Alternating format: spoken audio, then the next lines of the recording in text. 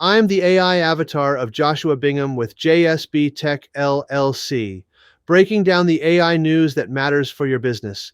Every sentence Claude writes will soon leave a fingerprint. The EU AI Act took effect August 2nd, and on Friday, Anthropic published a long explainer for the watermark it plans to weave into every Claude text response. The most read response came Sunday from a respected Apple watching blogger, John Gruber, who called it a perversion of writing. On Thursday the 13th, Anthropic revealed that every new Claude model would mark its outputs from day one, not just in Europe, but worldwide.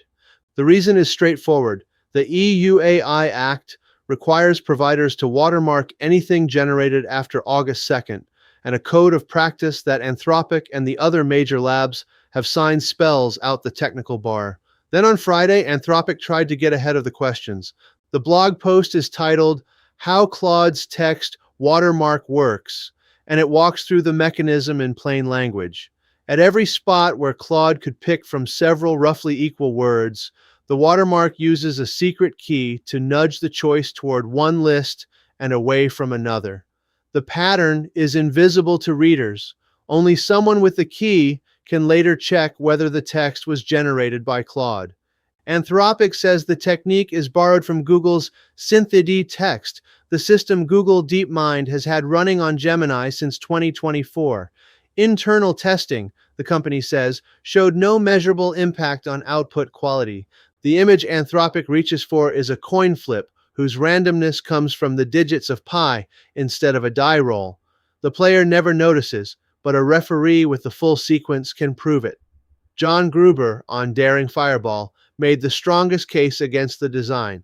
His argument is that the technique does exactly what Anthropic's own support document says it does not. It adulterates the writing. No two synonyms carry the exact same meaning, Gruber writes. When Claude picks a slightly less precise word because the watermark nudged it, the result is a text that is not quite the text the model would have written without the hidden instruction. He calls it a perversion of writing. Ars Technica's Ashley Belanger flagged a different wrinkle. The EU law explicitly exempts light editing, grammar fixes, proofreading, translation.